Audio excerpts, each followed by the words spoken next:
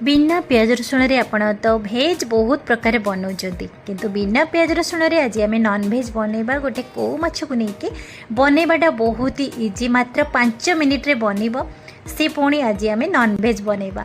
वीडियोटी जदि पसंद आसिला तो बिंदुरोसई चैनल को सब्सक्राइब करेंगे आउ छोटिया लाइक टे करेंगे। तो चलतु स्टार्ट करवा बिना प्याज रसुण रे केमिति आम गोटे आज नॉन भेज बनैबा।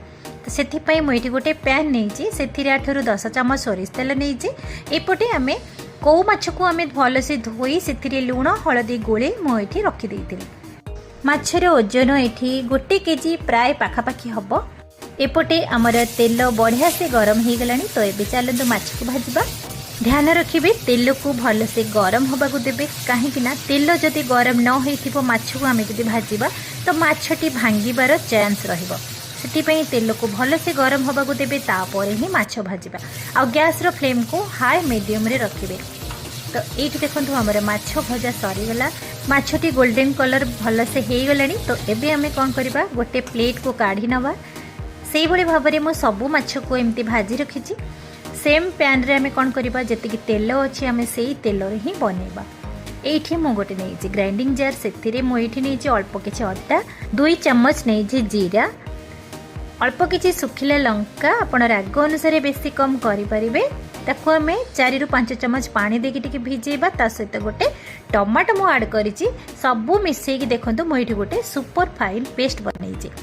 एपटे आमर तेल गरम हो गला। से गोटे चम्मच कला जीरा, गोटे चम्मच कलर वाला काश्मीरी लंका गुंड, हाफ चम्मच हल्दी गुंड संगे संगे मुझे आड कली 2टी टमाटो को मुझे भलसे ग्राइंडिंग कर आनी। कहीं लंका गुंड हल्दी गुंड देके आप बेसी समय रखिए पोड़ीज कहीं कलर पर मुझे लंका गुंड देती। तो टमाटो टी भाजी आस आम जो मसलार पेस्ट बनई आम ऐड करवा।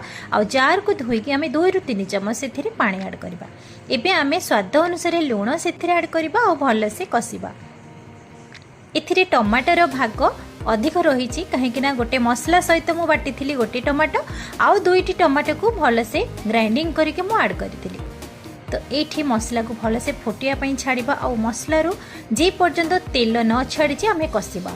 ये आउ किछि भी आम बाहर मसला किछि यूज करबानी। जेतिकी आपण वीडियो रे देखिले सेतिकी ही मसला आम यूज करबा। ये देखंतु मसला रू तेल छाड़िबा स्टार्ट हो गलानी। एथिरे तेलर टिके क्वांटिटी अधिक रहिबो कहीं एटा आम तेल कोई बनैबा। ये आमर मसला कषिला परे आम ये ग्रेवी अनुसार मुझे गोटे ग्लास पानी नहीं। ग्रेवी को बर्तमान आम फुटिया छाड़िबा। ग्रेवीटी भलसे फुटिले तापर आम से भजा माछ को ऐड करवा। ये आमर ग्रेवी बढ़िया से फुटी आसला। तो ये आम भजा माछ आपड़ जी ऐड करवा कथा से ऐड करेंगे। तो मुझे बाकी माछ को रखिली मात्र 3 पीस मो माछ ये बनैबी। थरे ये बिना प्याज रसुण रे आपण थरे बनैबे देखिए ना पियाज रसुण मसला खाइबा को आपण जम्मा भी चाहिए।